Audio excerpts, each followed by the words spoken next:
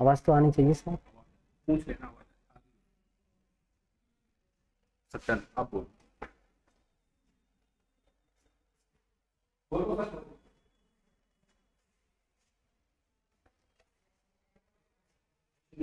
आवाज आ रही है? नमस्कार जी प्रीति जी, बहुत बहुत धन्यवाद। Good evening. चलिए प्रीति जी, आपको बहुत अच्छा लगा।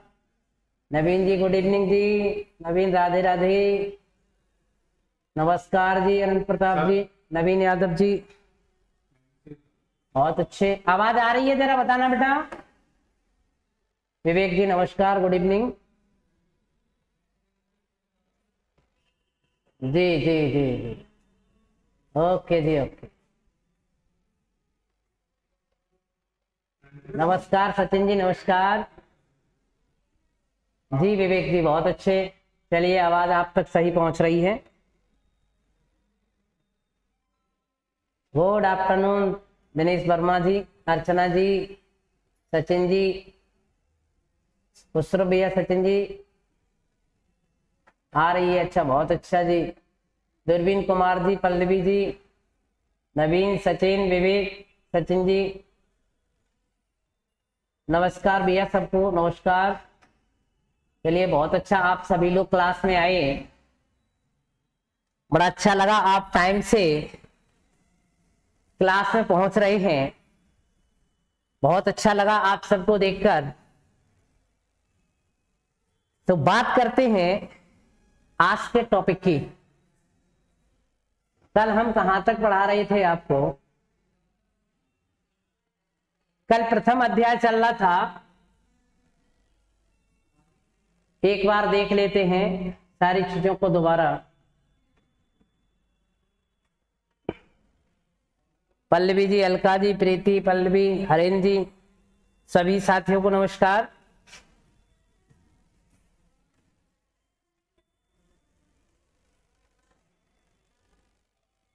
मुझे लगता है सारे क्वेश्चन आपकी समझ में आ गए होंगे कल वाले।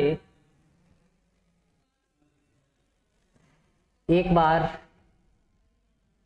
देख लेते हैं दोबारा, जो कल कुछ साथी शायद जुड़ नहीं पाए थे वो भी देख लें बहुत जल्दी में। हाँ, जो साथी नहीं जुड़ पाए हैं वो कल और परसों की क्लास भी देख लें, क्योंकि एक क्लास दूसरी क्लास से क्या होती है, अटैच होती है। तो सारे साथी देखते रहें और अपने साथियों को शेयर करते रहें, ताकि ज्यादा से ज्यादा साथी सारी चीजों को क्या कर सकें, देख सकें। पहला प्रश्न आपको मैंने बताया था, भाषा के कितने भेद होते हैं? तो भाषा के कितने भेद होते हैं? कितने भेद होते हैं जरा बिना देखे हुए बताइए, जब तक बाकी साथी जुड़ रहे हैं। नमस्कार जी, नमस्कार।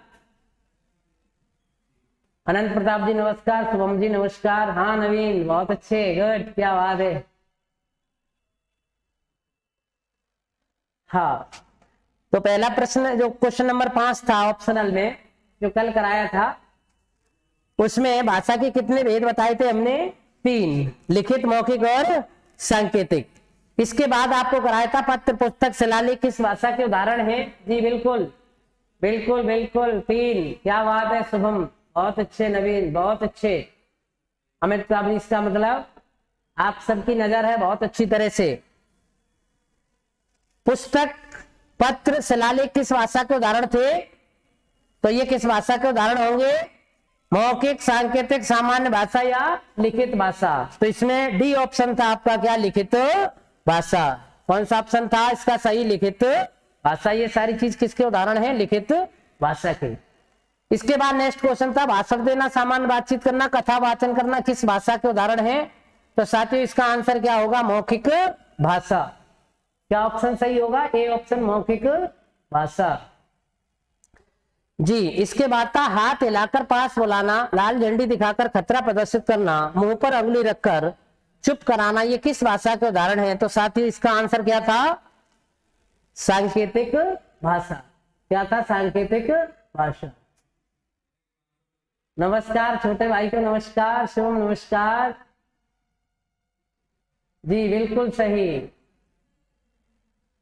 मौखिक, बहुत अच्छे। नवीन यादव जी, ये ठीक, बहुत अच्छे साथियों, बहुत अच्छा रेस्पॉन्स चल रहा है आपका। तो एक इसका उदाहरण हो जाएंगे सांकेतिक भाषा के। इसके बाद अगला क्वेश्चन कराया था, लिपि की आवश्यकता किस भाषा में होती है? तो लिखित भाषा में क्या होती है? लिपि की आवश्यकता होती है। इसका आंसर क्या होगा? डी। क्या आंसर होगा इसका? डी। इसके बाद था लिखित भाषा की सीमा क्या होती है? क्या था? लिखित भाषा की सीमा क्या होती है? तो ये लिखित भाषा की सीमा क्या थी? निरक्षरता। क्या थी लिखित भाषा की सीमा? निरक्षरता। यहां तक कल आपने पढ़ा था। जी बिल्कुल, जुड़ते जाएं सभी साथी। राहुल राज जी, नवीन यादव जी, गोविंद जी, आकांक्षा सिंह, शुभम जी, नवीन यादव, बहुत अच्छे। लिपि की आवश्यकता लिखित भाषा में होती, बिल्कुल जी। अर्चना जी बहुत अच्छे जी, बिल्कुल। निरक्षरता, बहुत अच्छे शुभम। अब आज इससे आगे पर नेक्स्ट प्रश्न लेते हैं। और प्रश्न क्या है? स्क्रीन पर दिखाई दे रहा है आपको। मौखिक भाषा की सीमा क्या होती है? मौखिक भाषा की सीमा क्या होती है? तो मौखिक भाषा की सीमा क्या होगी साथियों? मौखिक भाषा की सीमा होगी मूक बधिरता। क्या होगी? मूक बधिरता। मौखिक भाषा की सीमा क्या होगी? मूक बधिरता। अब आपके मन में एक प्रश्न आ रहा होगा, ये मूक बधिरता होती क्या है? मूक बधिरता आखिर है क्या? अब जरा समझे। आप में से अगर कोई टेट या सीटेट या सुपर टेट का छात्र रहा होगा, जी बिल्कुल बिल्कुल पल्लवी जी, बिल्कुल सही है, सही आंसर, मूक बधिरता, बहुत अच्छे। आप में से अगर कोई टेट सीटेट या सुपर टेट का छात्र रहा होगा, अगर साइकोलॉजी पढ़ी होगी तो आपने वाक्दोष पढ़े होंगे। क्या पढ़े होंगे? वाक्दोष। तो वाक्दोष मुख्य रूप से, वाक्दोष मतलब बोलने संबंधी दोष।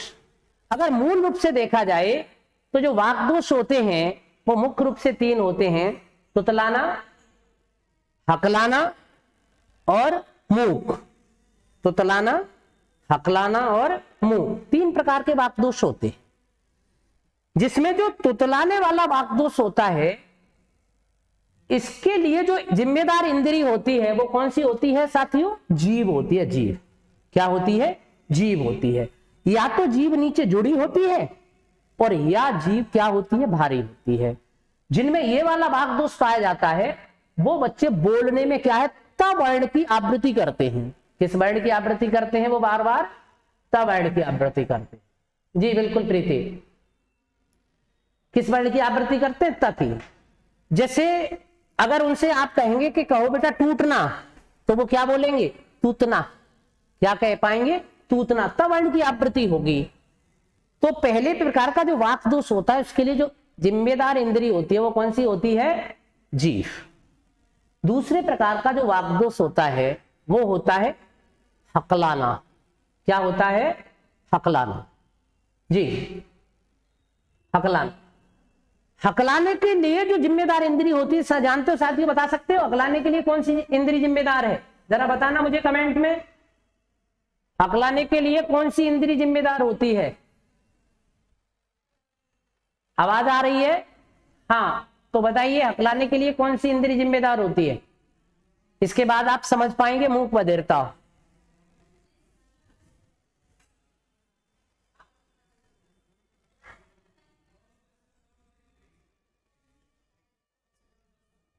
क्या बात है, जवाब नहीं मिल पा रहा है मुझे?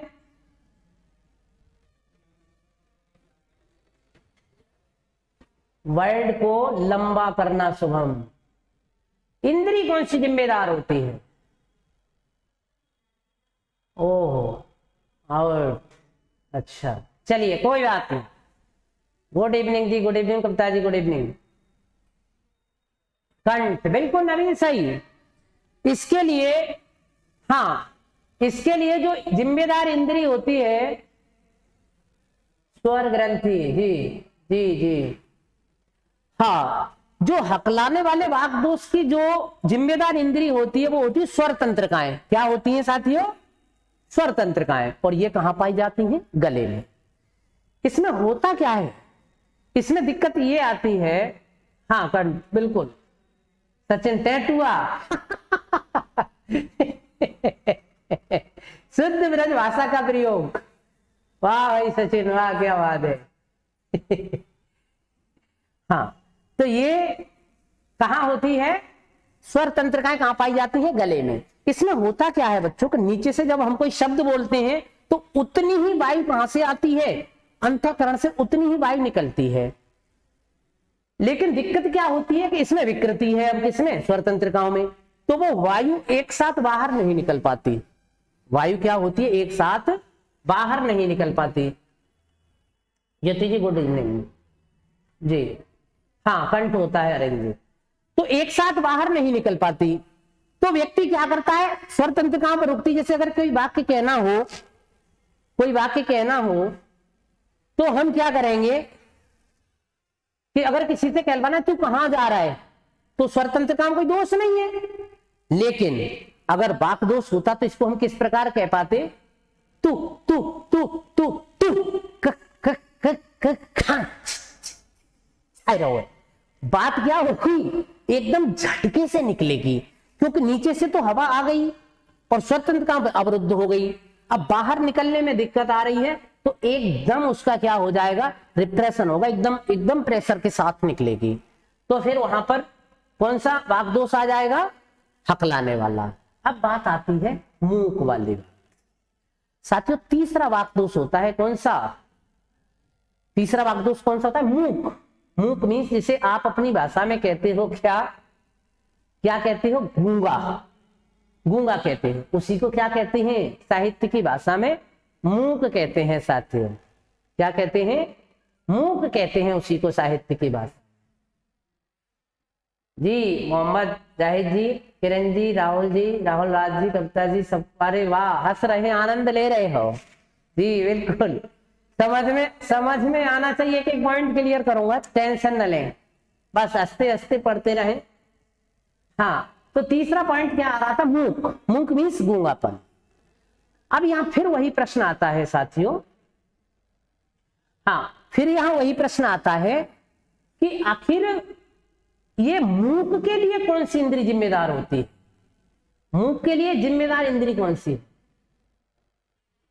जी? तो मूक के लिए जो जिम्मेदार इंद्री होती है वो होते हैं साथियों कर्णपटल। क्या होते हैं? कर्णपटल।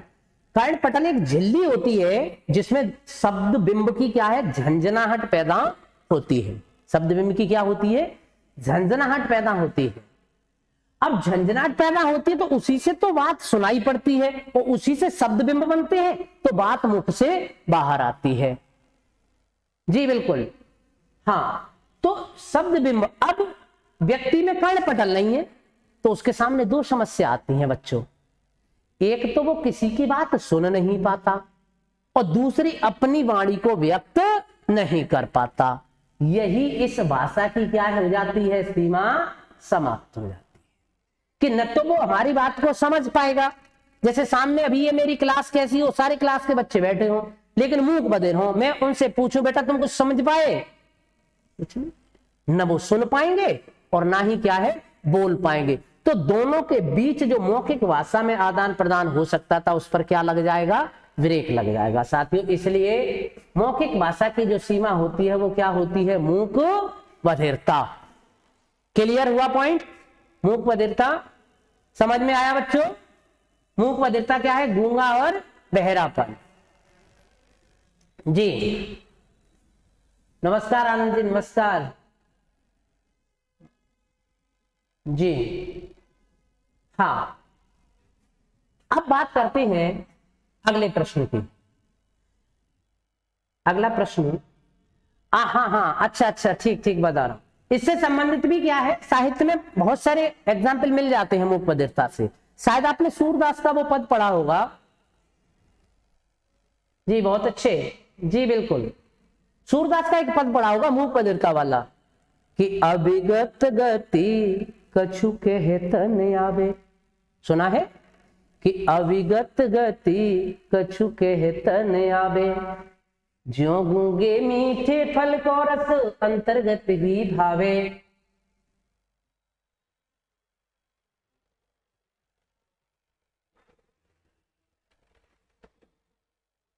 अविगत गति कछु कहतन आवे।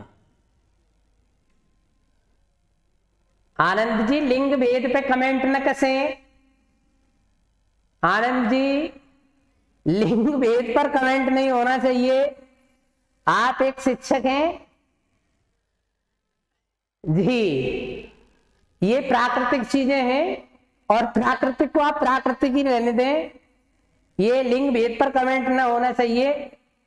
और फिर आपका जवाब देने के लिए तो पूजा है, वो दे ही देंगे जवाब, टेंशन ना लें आप, ठीक है।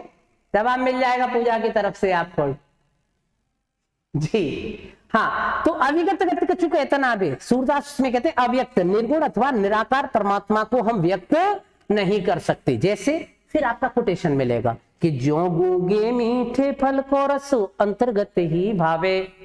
जैसे यदि किसी गूंगे व्यक्ति को मीठा फल मिल जाए, कौन सा फल मिल जाए?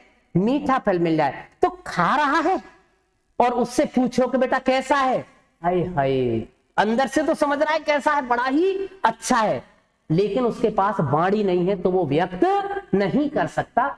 यही इस भाषा की क्या हो जाएगी? सीमा समाप्त हो जाएगी। क्लियर? साहित्य को उदाहरण से समझ में आ गया। चलो नेक्स्ट क्वेश्चन लेते हैं। अगला क्वेश्चन देख रहे हैं स्क्रीन पर। सांकेतिक भाषा की सीमा क्या होती है? बताएं भाई, बताइए, सांकेतिक भाषा की सीमा क्या होती है?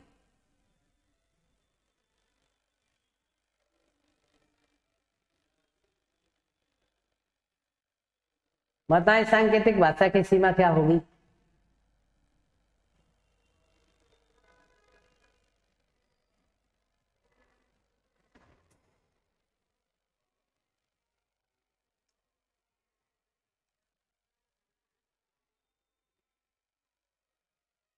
जी, ए दृष्टिहीनता। क्या बात है, बहुत अच्छे बहुत अच्छे।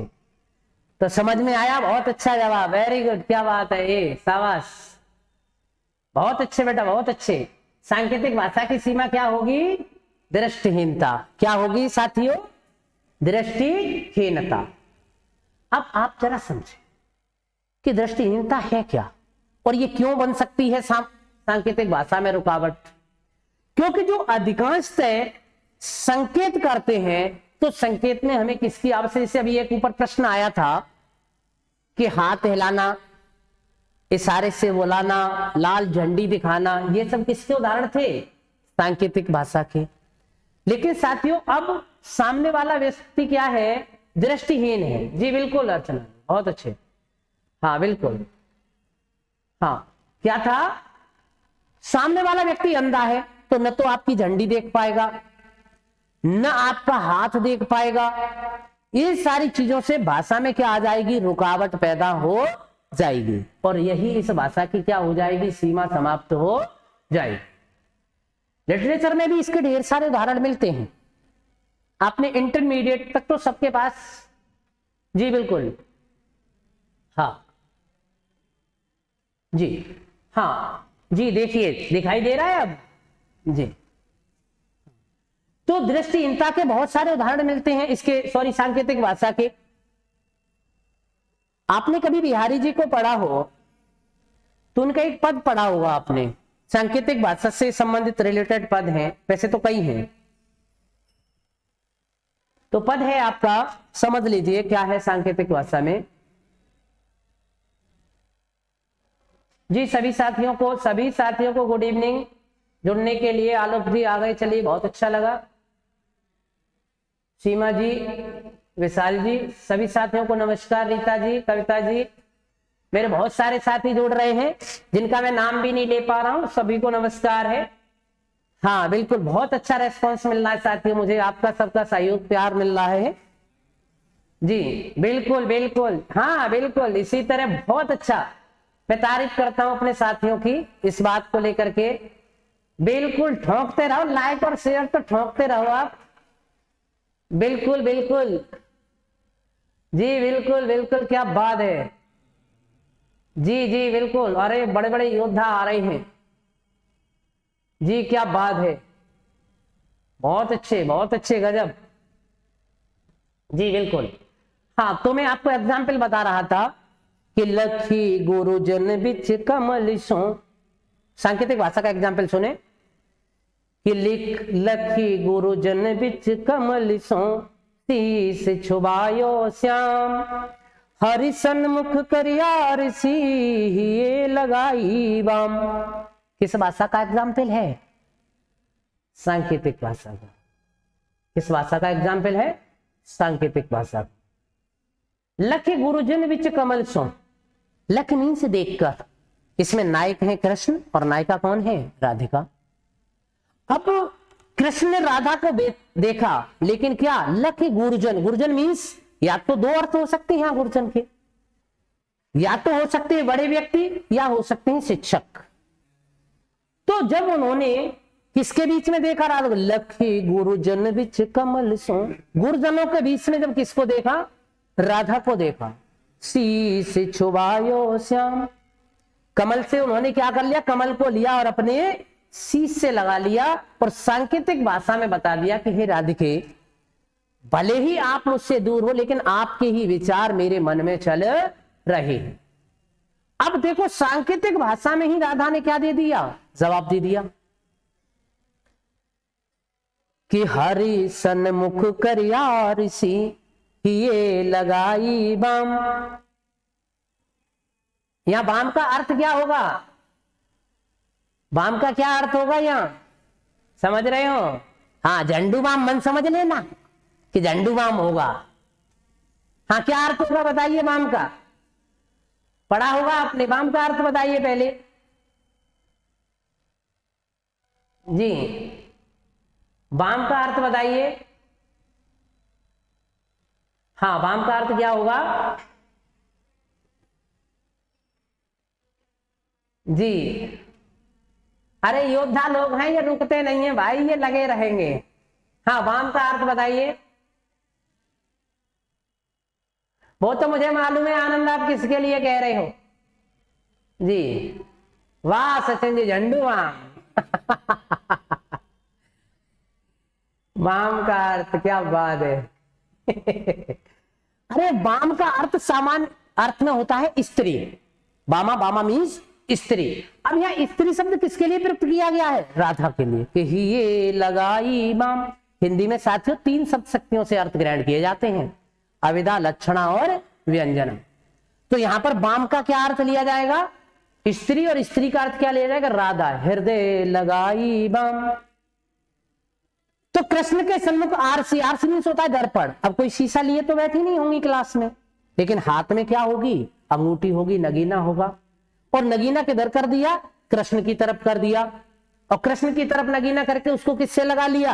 हृदय से लगा लिया। इसका मतलब सांकेतिक भाषा में ही कृष्ण को बता दिया कि अगर आपके दिमाग में मेरे विचार चल रहे हैं तो निश्चित रूप से मेरे हृदय में भी क्या है? आपके विचार चल रहे। तो मेन चीज क्या थी कि जिस भाषा में प्रश्न किया उसी भाषा में क्या हो गया? जवाब मिल गया। उसी भाषा में क्या मिला? जवाब मिल गया। तो किस भाषा में किया? सांकेतिक भाषा में। और किस भाषा में जवाब मिला? सांकेतिक भाषा में। तो सांकेत, और अगर काश एक हम विचार करें, राधा या कृष्ण में से कोई एक अंधा होता तो क्या सांकेतिक भाषा में बात हो सकती थी? शायद नहीं। न तो कृष्ण के संकेत राधिका देख पाती हो, न राधा के संकेत कृष्ण देख पाते। साथियों, यही इस भाषा की क्या होती है? सीमा समाप्त। तो इसलिए सांकेतिक भाषा की सीमा क्या हो गई? दृष्टिहीनता।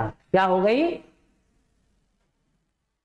खिजत नटत रीजत। खिजत नटत नहीं होता है ये वाला प्रश्न। खिजत नटत रीजत ये वाला प्रश्न नहीं होता। गलत लिख गए भाई साहब आप। हाँ, जरा कमेंट क्या था? हाँ, स्टडी। खिजत नटत ऋषियात। हाँ, हिंदी में अगर लिखा होता तो स्पष्ट पढ़ पाता। अच्छा वो भी पद देख लीजिए, वो हाँ वो भी सांकेतिक भाषा का उदाहरण है। हाँ वो भी सांकेतिक जो लिखना चाह रहे हो वो ऊपर नीचे हो गया है आपका। वो है कि कहत न खिजत नहीं, कहत नटत रीजत खिजत मिलत खिलत लजियात भरे भौन में करत है नैनन ही सो बात। ये वाला है बेटा पद, इसमें भी सांकेतिक भाषा है। तो क्लियर, समझ में आ गया जी। नेक्स्ट, हाँ नवीन नेक्स्ट ले रहे हैं जी, बिल्कुल। अगला क्वेश्चन, मौखिक भाषा की सीमा, ये तो पढ़ लिया आपने कि नहीं पढ़ा? मौखिक भाषा की सीमा क्या होती है? आंसर बता सकते हैं क्या होती है मौखिक भाषा की सीमा? दृष्टिहीनता, निरक्षरता, मूक बधिरता, इनमें से कोई नहीं तो क्या हो जाएगी? मूक बधिरता। नेक्स्ट, ये प्रश्न तो पढ़ चुके हैं आप। अगला प्रश्न, अब बात आती है कुछ महत्वपूर्ण पॉइंट भाषा से संबंधित। ये आपका अध्याय चल रहा था भाषा से संबंधित, तो इसके महत्वपूर्ण पॉइंट जरा देखें स्क्रीन पर जी। बिल्कुल बिल्कुल, महत्वपूर्ण प्रश्न देखें, इसके महत्वपूर्ण प्रश्न देखें। नोट पॉइंट में देखें, पहला ही पॉइंट है मौखिक भाषा की आधारभूत इकाई क्या है? ध्वनि। मौखिक भाषा की आधारभूत इकाई क्या होती है बेटा? ध्वनि होती है। क्योंकि मौखिक भाषा को हम क्या करते हैं? बोलते हैं, उच्चारित करते हैं, इसलिए उसकी आधारभूत इकाई क्या होगी? ध्वनि। अगर प्रश्न बनता है मौखिक भाषा की आधारभूत इकाई क्या होती है, तो आंसर क्या देना है आपको? ध्वनि। क्लियर।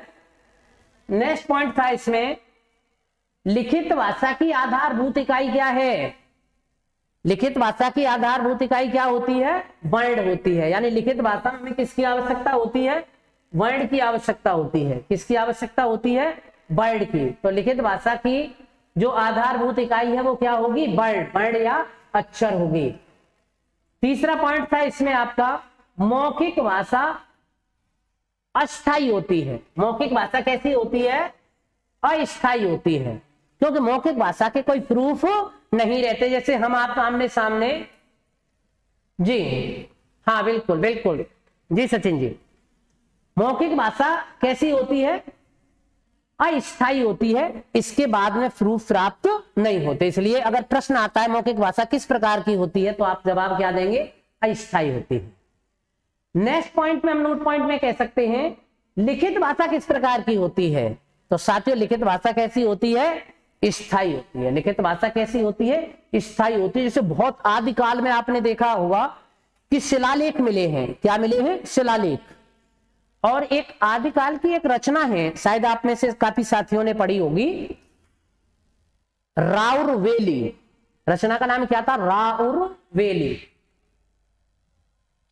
राउरवेली एक रचना है क्या? राउरवेली। ये पूरी जो कृति है, कौन सी? राउरवेली। ये पूरी कृति किसमें लिखी गई है? पत्थरों पर लिखी गई है, शिलांकृति है, शिलाओं पर लिखी गई है। पूरी की पूरी रचना रोड़ा कवि की है। किसकी रचना थी ये? रोड़ा कवि की रचना है। तो ये आज भी जीवित है, क्योंकि इसको किसमें बदला गया था? लिखित भाषा में। किसमें बदला गया था? लिखित भाषा में। इसलिए किसमें बदला गया था? ये लिखित भाषा में। इसलिए आज भी स्थायी बनी हुई है।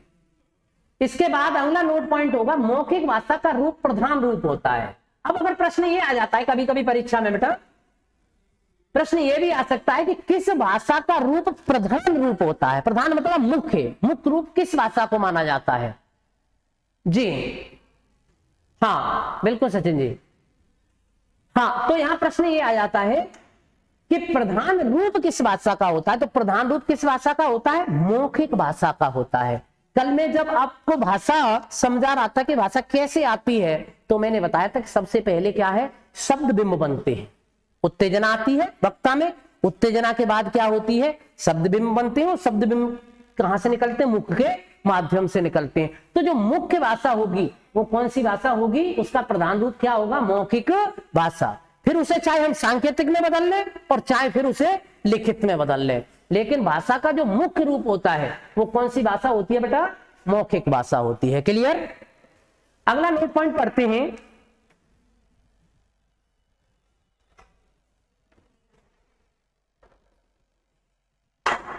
जी जी बिल्कुल बिल्कुल बिल्कुल आनंद जी। हाँ, तो नेक्स्ट नोट पॉइंट था आपका, लिखित भाषा का रूप गौड़ होता है। अब यहाँ एक नया शब्द आ गया, गौड़। क्या आया बेटा? गौड़। लिखित भाषा का रूप क्या होता है? गौड़ होता है। अब गौड़ आपकी समझ में नहीं आई, गौड़ क्या होता है? गौड़ का मतलब होता है छोटा। गौड़ का मतलब क्या होता है? छोटा या तुच्छ। दो शब्दों में हम गौड़ शब्द का प्रयोग करते हैं, छोटा या तुच्छ। तो लिखित भाषा का गौड़ रूप क्यों माना गया है? लिखित भाषा का गौड़ रूप इसलिए माना गया है क्योंकि ये भाषा मौखिक भाषा पर क्या हो जाती है, या सांकेतिक भाषा पर क्या हो जाती है? आश्रित हो जाती है। मौखिक भाषा या सांकेतिक भाषा में क्या है? हाँ, मौखिक भाषा या सांकेतिक भाषा पर क्या हो जाती है? ये आश्रित हो जाती है। इसलिए लिखित भाषा का जो स्वरूप होता है वो गौड़ होता है, और मौखिक भाषा का स्वरूप क्या होता है? प्रधान होता है। साथियों क्लियर? तो हमेशा क्वेश्चन आएगा तो कर देंगे, लिखित भाषा का स्वरूप कैसा होता है तो आप कर देंगे गौड़, और मौखिक भाषा का आता है तो आप करेंगे स्वरूप कैसा होता है? प्रधान। अब अगला नेक्स्ट पॉइंट देखते हैं 7। मौखिक भाषा की विशेषता मधुरता होती है। बिल्कुल, ये प्रश्न आ सकता है कंपटीशन में कि मौखिक भाषा की विशेषता क्या होती है, तो आंसर क्या देना है? मौखिक भाषा की जो विशेषता होगी वो क्या होगी? मधुरता। क्या होगी? मधुरता। ये मधुरता क्या होती है माही? मौखिक भाषा की, हाँ, मौखिक भाषा की जो विशेषता होती है वो क्या होती है? मधुरता। अब आप साथी ये समझ रहे हो कि ये मधुरता है क्या सर? मधुरता का मतलब होता है बेटा मीठापन। वाणी में क्या होती है? मीठापन होता है। ये शत्रु को भी मित्र बनाने की ये भाषा क्या रखती है? क्षमता रखती है। जी बिल्कुल आनंद जी, मधुरता होती है। मधुरता समझ ले है क्या? मधुरता का मतलब मीठापन। आपने पद पढ़ा होगा, एक पद पढ़ा होगा मधुरता से संबंध में कि कागा का को लेते हैं, कागा का को लेते हैं, कोयल का को दे, मीठी बाणी बोल कर जग अपनों करी ले। समझ में आया क्या है? क्या कौवा किसी का कुछ ले लेता है? कौवा क्या किसी का कुछ ले लेता है? नहीं लेता ना। केवल वाणी में क्या है? कर्कशता है। वाणी में क्या होती है? कर्कशता। जी, क्या कोयल किसी को कुछ दे देती है?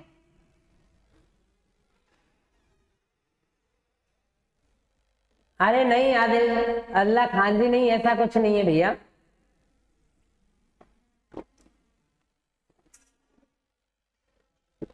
हाँ बिल्कुल, वही बता रहा हूं। हाँ नेहा जी, वही बता रहा हूं कि जिसकी वाणी में मधुरता न हो, तो वाणी का गुण बताया जा रहा है, अवगुण नहीं। यहाँ वाणी का क्या बताया जा रहा है? मौखिक भाषा का गुण बताया जा रहा है, अवगुण नहीं बताया जा रहा। नेहा जी बिल्कुल, जिसकी वाणी में मधुरता ना हो फिर तो मौखिक ही होती है। नहीं, वाणी तो मौखिक होती है, लेकिन मौखिक भाषा का क्या बताया जा रहा है? गुण बताया जा रहा है, अवगुण नहीं। समझ में आ गया नेहा? हाँ हाँ, बात गुण की चल रही है। मौखिक भाषा का जो गुण होता है वो है। जी बिल्कुल। हाँ, तो क्या कौवा किसी का कुछ ले जाता है? नहीं लेता ना। न कोयल किसी को कुछ देती है, लेकिन फिर भी क्या है कि मीठी बाणी बोल कर जग अपनों कर ले। लेकिन मीठी वाणी के कारण लोगों को अपनी तरफ क्या कर लेती है? आकर्षित कर लेती है। तो मौखिक भाषा का जो गुण होगा वो क्या होगा? मधुरता होगा, जो लोगों को क्या कर सके? आकर्षित कर सके। इसके बाद नेक्स्ट पॉइंट था आपका 8वां, सांकेतिक भाषा की विशेषता क्या होती है?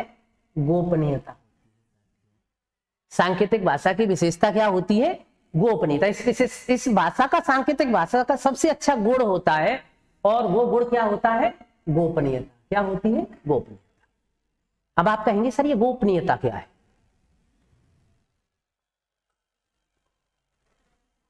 जी बिल्कुल बिल्कुल बिल्कुल अलिया खान जी, हाँ बिल्कुल, सब लाइक और शेयर करते रहें, बिल्कुल। अरे जितना लाइक मिलेगा, शेयर मिलेगा, मेरा उत्साह उतना ही बढ़ेगा। ऐसे ही मंत्रमुग्ध होते रहेंगे, चिंता मत करिए।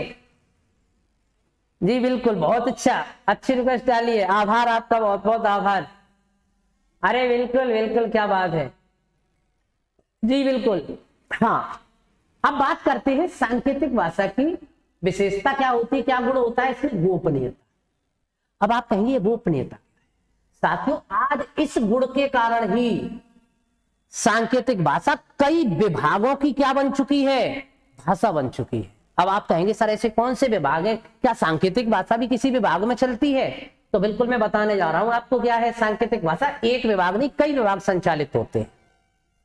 आपने एक विभाग का नाम सुना होगा, परिवहन विभाग। कौन सा? परिवहन विभाग सुना है? इसमें आपका रेल विभाग भी आता है, सड़क विभाग भी आता है, वायु विभाग भी आता है। ये सारी चीज किस भाषा से चलती है? सांकेतिक भाषा से। किस भाषा से चलती है? सांकेतिक भाषा। आप रास्ते में कहीं जा रहे हैं, सामने वाला व्यक्ति इंडिकेटर मार देता है दाएं या बाएं, तो आप समझ जाते हैं कि या तो दाएं मुड़ रहा है या बाएं मुड़ रहा है। अब इसकी जो मेन चीज आती है वो ये है कि आखिर ये गोपनीय क्यों है? गोपनीय ये है, जैसे एक एग्जाम्पल से समझ, मुझे किसी को अपने पास बुलाना है और उसकी पूरी परिवार है, पूरा फैमिली है, तो मैं पहले ही उसे बता दूंगा कि अगर मैं तेरे घर के पास आऊं और 2 तालियां बजा दूं, तो समझ लेना 2 तालियों का मतलब क्या है? तो मैं घर से बाहर आना है। बात समझ में आ गई? अगर किसी को पास बुलाना है, कोई तीसरा व्यक्ति ना समझ ले, तो मैं पहले क्या बता दूंगा? पहले ही संकेत बता दूंगा, जब घर के पास 2 तालियां बज जाए तो समझ लेना तुम्हें घर से बाहर आना है। जी अच्छा, नहीं आज सांकेतिक भाषा ही प्रचलित भाषा का रूप लेती जा रही है, बहुत अच्छे। अब घर पर अगर मैं 3 तालियां बजा दूं, इसका मतलब आपको घर से बाहर नहीं आना है, यानी घर के बाहर क्या है? खतरा है, घर से निकलना नहीं है। तो ट्रेनिंग मान लो, ट्रेनिंग मान लो, सीधा समझ लो सांकेतिक भाषा की गोपनीयता। ट्रेनिंग ले रहे मुंह फाड़। चलिए हंस लीजिए, समझ में तो आ रही है जी। अच्छा इमाम जी प्रयोग कर चुके हैं क्या?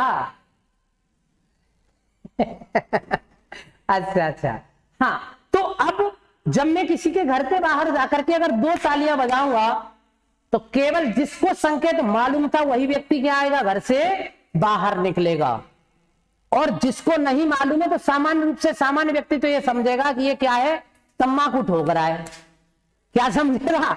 तम्बाकू ठोक रहा है। अगर कोई आए भी जाएगा तो बता देगा अरे भाई मैं तो तम्बाकू ठोक रहा था। लेकिन जिसको संकेत भेजा वो संकेत को क्या होगा? समझ जाएगा। इसलिए ये भाषा कैसी हो गई? गोपनीय। इसमें संकेत करने वाला और संकेत जानने वाला केवल 2 ही व्यक्ति समझ पाते हैं। इसलिए सांकेतिक भाषा का साथियों गुण क्या होगा? गोपनीयता। क्या होगा? गोपनीयता होगा जी। नेक्स्ट पॉइंट लेते हैं। लुप्त उठा रहे हो? लुप्त जी। अगला क्वेश्चन देखते हैं। नेक्स्ट क्वेश्चन क्या होगा? अगला पॉइंट था लिखित भाषा की विशेषता क्या होती है? तो साथियों लिखित भाषा की विशेषता क्या होती है? दीर्घकालिक। लिखित भाषा की विशेषता क्या होगी? हाँ, लिखित भाषा की विशेषता क्या होगी? दीर्घकालिकता। जी बिल्कुल। अच्छा, गेम खेला करते थे बचपन में, बहुत अच्छा, ठीक। अब मत खेलना जवानी में ये गेम, बहुत खेल लिया आपने, बचपन बीत गया। अब तो नौकरी की तैयारी करो भाई, नौकरी की। जी बिल्कुल, हाँ जी। लिखित भाषा की विशेषता क्या होती है? दीर्घकालिक। दीर्घकालिकता का मतलब यह है कि हम किसी भाषा को किसी अपने विचार को, किसी मनोभाव को बहुत लंबे समय तक क्या है, सुरक्षित रखना चाहते हैं, तो वो दीर्घकालिकता का गुण किस भाषा में मिलता है बेटा? लिखित भाषा में। किस भाषा में मिलता है? लिखित भाषा में मिलता है। ठीक, इसके बाद नेक्स्ट टॉपिक आता है, भाषा के कारण ही मनुष्य श्रेष्ठ प्राणी माना जाता है। बहुत अच्छा नोट पॉइंट है कि प्राणियों में मनुष्य को श्रेष्ठ क्यों माना जाता है? प्राणियों में मनुष्य को श्रेष्ठ क्यों माना जाता है? तो क्यों माना जाता है? क्योंकि उसके पास क्या है, भावों को व्यक्त करने के लिए एक नहीं, दो नहीं, तीन तीन क्या है, भाषाएं हैं। जबकि सामान्य प्राणी के पास क्या होती है? केवल एक भाषा होती है। तो मनुष्य के पास अपने विचारों को व्यक्त करने के लिए क्या है? तीन तीन भाषाएं हैं। इसीलिए क्या है, सोनू यादव सर पीडीएफ कब मिलेगी? लंबे समय तक। ठीक जी, बिल्कुल पीडीएफ मिलेगी बेटा। इसकी पीडीएफ मिल जाएगी, क्लास के बाद मिलेगी। क्लास के बाद पीडीएफ मिल जाएगी आपको जी। तो भाषा के कारण ही मनुष्य क्या होता है? श्रेष्ठ प्राणी माना जाता है, क्योंकि उसके पास अपने भावों या विचारों को व्यक्त करने के लिए क्या होते हैं? एक नहीं, दो नहीं, तीन तीन साधन होते हैं। तो ये आपका पहला अध्याय क्या होता है? पहला अध्याय आपका फिनिश होता है, जो क्या था? भाषा।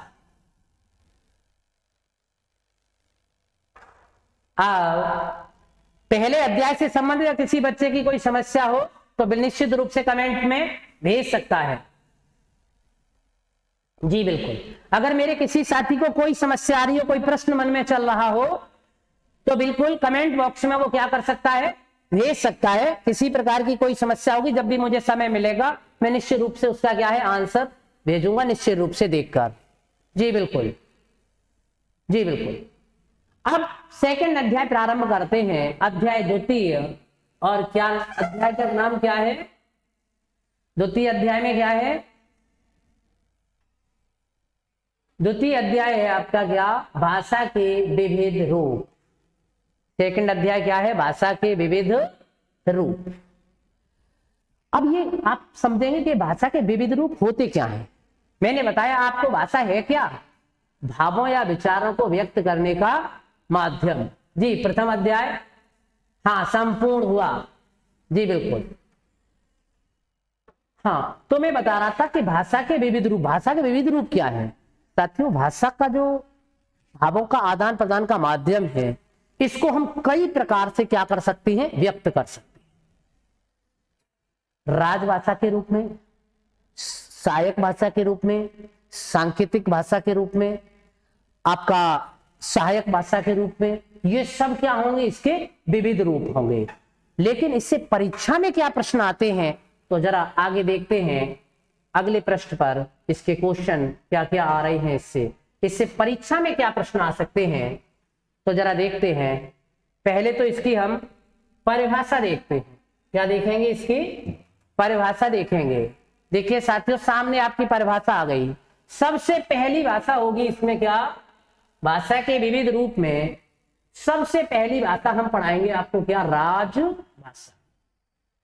कौन सी भाषा होगी सबसे पहले? जी बिल्कुल ललित जी, बहुत अच्छा साथी हो। बिल्कुल, अरे आप तो खुद ही हमारा काम कर रहे हो, खुद ही अंगूठा प्रेस करवा रहे हो साथियों से। बिल्कुल, बहुत अच्छे, आपका बहुत बहुत आभार ललित, बहुत आभार। बिल्कुल जी, लाइक शेयर करते रहेंगे, प्यार मिलता रहेगा, तो इसी प्रकार से आपकी क्लास रेगुलर वे में चलती रहेगी। तो भाषा के विविध रूप में पहला ही टॉपिक क्या आया?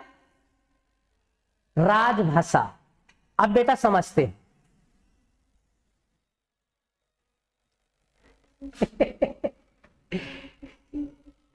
तो देख लो आनंद, तुमसे तंगड़ा कौन है? हाँ, अपने आप कैसे जानते हैं आपसे तंगड़ा कौन है? मुझे बताने की जरूरत नहीं है जी। हाँ, तो बेटा मैं बता रहा था आपको राजभाषा। अब बड़ा गंभीरता से सोचना है, सबसे ज्यादा क्वेश्चन आते हैं किससे एग्जाम में? राजभाषा में। चाहे वो पुलिस एग्जाम हो, चाहे वो जेल वार्डन का एग्जाम हो, चाहे लेखपाल का एग्जाम हो, चाहे आपका टेट का एग्जाम हो चाहे सुपर टेट का, आप प्रश्न उठाकर देख रहे हैं, भाषा से संबंधित क्वेश्चन हर बार एग्जाम में पूछे जा रहे हैं। अब जरा देखें राजभाषा है क्या, तो इसकी सीधी सीधी परिभाषा होती है वह भाषा जो किसी भी देश के संविधान द्वारा स्वीकृत सरकारी कामकाज की भाषा होती है, उस देश की क्या कहलाती है बेटा, राजभाषा। उस देश की क्या कहलाती है, राजभाषा कहलाती है। समझ में आया? वह भाषा जो किसी देश के संविधान द्वारा स्वीकृत सरकारी कामकाज की भाषा होती है, क्या कहलाती है, राजभाषा। क्या कहलाती है, राजभाषा। बिल्कुल, बहुत अच्छे बेटा। हाँ, तो मेन चीज क्या थी, राजभाषा में क्या मतलब होना चाहिए, राजभाषा का मतलब होता है सीधा संबंध होता है किससे, संविधान से। राजभाषा का संबंध किससे होता है, सीधा सीधा संविधान से होता है। अगर किसी देश के संविधान आम जनता क्या बोलती है, इससे राजभाषा का कोई लेना देना नहीं होता। आम जनता क्या कह रही है, इससे राजभाषा का कोई लेना देना नहीं है। सीधे सीधे राजभाषा का संबंध होता है राजा की भाषा। समझ में आया, राजा की भाषा, राजा क्या चाहता है और इसका वर्णन वो किसमें करता है, संविधान में करता है। किसमें करता है, संविधान में। अब संविधान में वर्णन किसका होता है, राजभाषा। राजभाषा जैसे आम जनता, भले ही आपने देखा हो जब भारत में मुगल शासन था तो राजभाषा भले ही फारसी रही हो, उर्दू फारसी रही हो, लेकिन राष्ट्रभाषा क्या थी, हिंदी थी। अंग्रेजों के शासनकाल में राष्ट्रभाषा अंग्रेजी रही, लेकिन और भले ही आम व्यक्तियों की बोल भाषा अंग्रेजी न हो, लेकिन फिर भी उन्होंने क्या ली, इंग्लिश ली। तो जो राजा चाहता है उस भाषा में अपना काम करता है और इसका वर्णन वो क्या करता है, संविधान में करता है। किसमें करता है, संविधान में। तो राजभाषा का सीधा संबंध किससे होता है, संविधान से होता है। अब जरा बात करते हैं कि इससे परीक्षा में कौन कौन से प्रश्न आएंगे, तो जरा देखते हैं आगे परीक्षा में क्या क्या प्रश्न आ सकते हैं। और देखिए पहला ही प्रश्न आ गया आपकी स्क्रीन पर। पहला ही प्रश्न देखें, भारत की राजभाषा कौन सी है, बताइए भारत की राजभाषा कौन सी है। प्रश्न दिखाई दे रहा है जी, बताइए भारत की राजभाषा कौन सी है।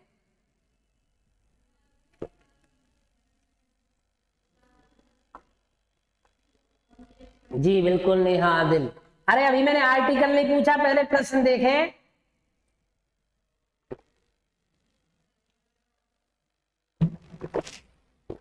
हाँ बिल्कुल सही जवाब, भारत की राजभाषा कौन सी है, तो बिल्कुल आपका सही जवाब मिल रहा है। राजभाषा क्या है, हिंदी। आपका आंसर कौन सा सही होगा, हिंदी। बिल्कुल, वेरी गुड बेटे, वेरी गुड। तो सबसे पहला प्रश्न क्या था, भारत की राजभाषा कौन सी है, तो आपका जवाब क्या होगा, हिंदी। क्या होगा, हिंदी। जी अगला पॉइंट, हाँ अगला प्रश्न लेते हैं। सेकंड क्वेश्चन देखिए, सेकंड क्वेश्चन आपके सामने है। राजभाषा से भारतीय संविधान के किस अनुच्छेद में हिंदी को भारत की राजभाषा घोषित किया गया है। सबसे ज्यादा आने वाला, परीक्षाओं के प्रश्न पत्र उठाकर देख लेना, सबसे ज्यादा आने वाला प्रश्न है कौन सा, कौन सा प्रश्न है, सबसे ज्यादा आने वाला प्रश्न है आपका क्या, कि भारतीय संविधान के किस अनुच्छेद में हिंदी को भारत की राजभाषा घोषित किया गया है। जी सबसे ज्यादा आता है परीक्षा में प्रश्न, बताइए कौन सा है आंसर, ए बी सी या डी। जी बिल्कुल सी, बहुत अच्छे। कौन सा है, सी। कौन सा आंसर सही होगा, सी। हाँ यहां विरमित करने के लिए ऊपर लिखा गया अनुच्छेद 345 फर्स्ट, अनुच्छेद 348 फर्स्ट, अनुच्छेद 343 फर्स्ट, अनुच्छेद 343 सेकंड। लेकिन भारतीय संविधान के किस अनुच्छेद में हिंदी को भारत की राजभाषा घोषित किया गया है साथियों, तो आपको आंसर क्या क्लिक करना है, 343 फर्स्ट। क्या करना है पुनीश कुमार, डी नहीं, इसका आंसर क्या होगा, सी होगा। क्या होगा, सी होगा। अनुच्छेद 343 फर्स्ट में यह प्रावधान किया गया है कि संघ की राजभाषा हिंदी और लिपि कौन सी होगी? देवनागरी होगी। संघ की राजभाषा लिपि, वो संघ की राजभाषा हिंदी और उसकी लिपि क्या होगी? देवनागरी। संविधान के किस अनुच्छेद में है ये? 343 फर्स्ट। नेक्स्ट क्वेश्चन देखते हैं, अगला प्रश्न। दूसरा प्रश्न बनेगा राजभाषा से, भारतीय संविधान में किस अनुच्छेद से किस अनुच्छेद तक, क्वेश्चन समझने की कोशिश करना। भारतीय संविधान के किस अनुच्छेद से किस अनुच्छेद तक, भारतीय संविधान में किस अनुच्छेद से किस अनुच्छेद तक राजभाषा संबंधी प्रावधान किए गए हैं? राजभाषा संबंधी प्रावधान किए गए हैं। बेटा आंसर बताना इसका।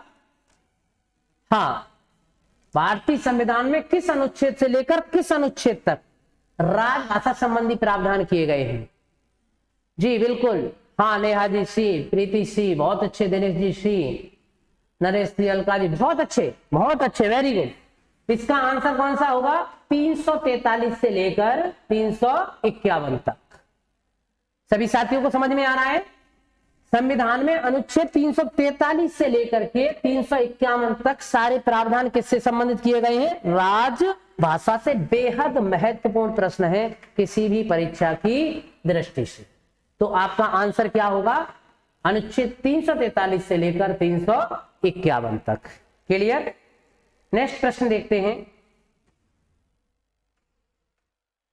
अगला प्रश्न है आपका, अगला प्रश्न देखें, प्रारंभ में भारतीय संविधान में कितनी राजभाषाएं स्वीकृत थीं? प्रारंभ में भारतीय संविधान में कितनी राजभाषाएं स्वीकृत थीं? बताएं भाई। 22, 17, 14 या 18? क्वेश्चन पहले अच्छी तरह से समझें। प्रारंभ में भारतीय संविधान में कितनी राजभाषाएं स्वीकृत थीं? जी बताइए आंसर। सी, अच्छा जी, 14 जी, बिल्कुल 14 बिल्कुल सही आंसर। ललित जी, अरविंद जी, सचिन जी, अर्चना जी, सबके सही आंसर। वेरी गुड, क्या बात है, बहुत अच्छी तैयारी चल रही है बच्चों की।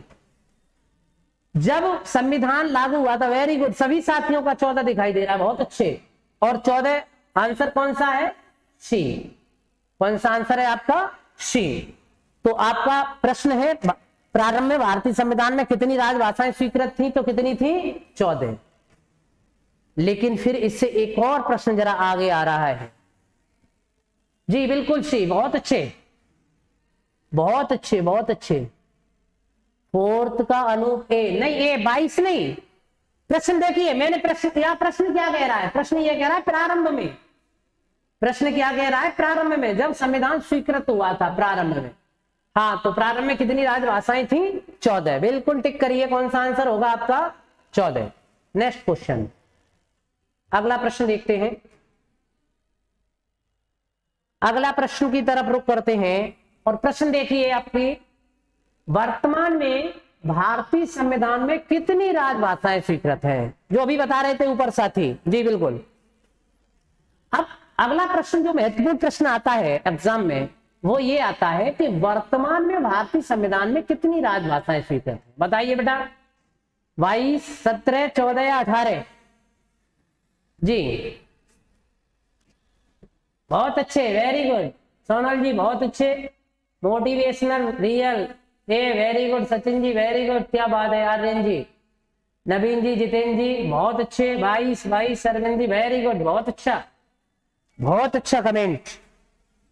तो वर्तमान में जो राजभाषाओं की संख्या है वो कितनी है? 22। कितनी है? 22। तो आपका आंसर कौन सा सही हो जाएगा? ए। हाँ, दोनों प्रश्नों में डिफरेंस क्या था? जब संविधान लागू हुआ था उस समय भाषाएं कितनी थी? राजभाषाएं 14 थी, लेकिन धीरे धीरे संशोधन हो करके वर्तमान में इनकी संख्या कितनी हो गई है? 22। वेरी गुड, बहुत अच्छे। तो आप अगर प्रश्न इस प्रकार आता है, वर्तमान में भारतीय संविधान में राजभाषाएं कितनी हैं, तो जवाब आपको क्या देना है? 22। नेक्स्ट प्रश्न की तरफ रुख करते हैं। अगला प्रश्न राजभाषा से क्या बन सकता है? बहुत अच्छे, सबसे बहुत कई परीक्षा में पूछा गया प्रश्न है, कई एग्जाम में पूछा गया प्रश्न है, मॉडल पेपर हर करके देखना, कई परीक्षाओं में मिलेगा। हिंदी भारत की राजभाषा कब बनी थी? हिंदी भारत की राजभाषा कब बनी थी? बताओ बेटा, बताइए, हिंदी भारत की राजभाषा कब बनी थी? जी बहुत प्रश्न आता है ये। जी बहुत अच्छे नेहा जी, अंजू जी बहुत अच्छे जी, नवीन जी जी, राहुल राज जी, नेहा जी, लता शर्मा जी, आर्यन जी, हाँ सोनल जी, दिनेश जी, हाँ बताइए, वेरी गुड, बहुत अच्छे जवाब।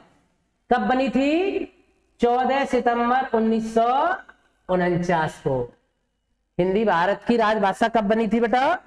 14 सितंबर 1949 को। सबसे ज्यादा प्रश्न पूछा जाते हैं ये। जी बिल्कुल, न तो ये 14 सितंबर 50 को बनी थी, न 26 जनवरी 50 को बनी थी, न 15 अगस्त को बनी थी। किस दिन बनी थी?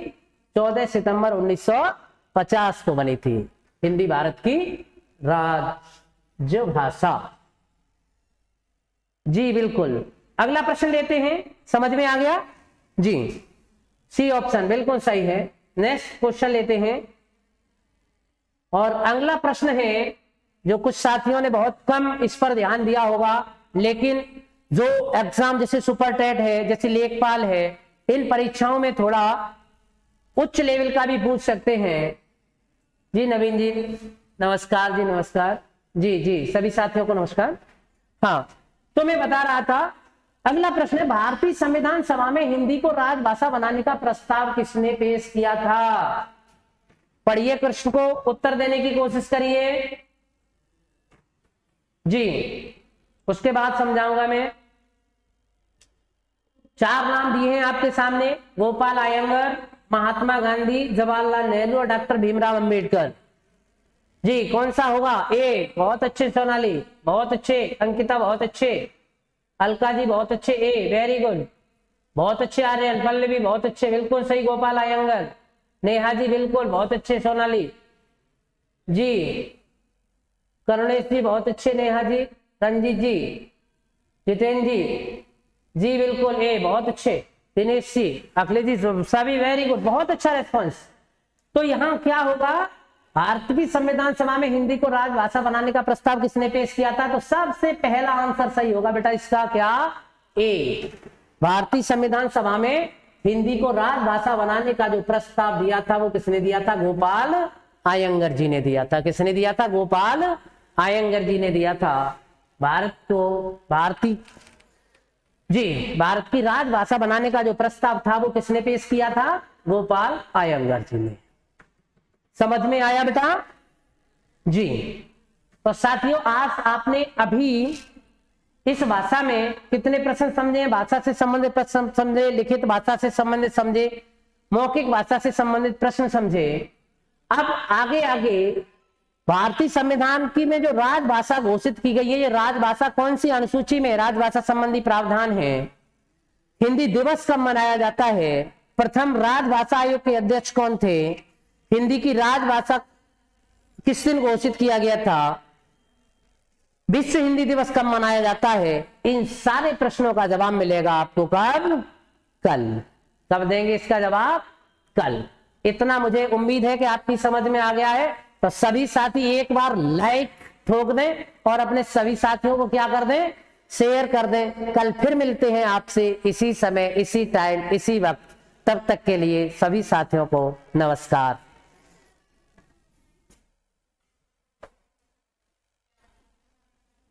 जी बहुत अच्छे ललित जी, अनुज झा जी, अमन प्रताप जी, नवीन, आर्यन जी, सतीश जी, नवीन जी, नेहा जी, राहुल जी, सभी साथियों को नमस्कार।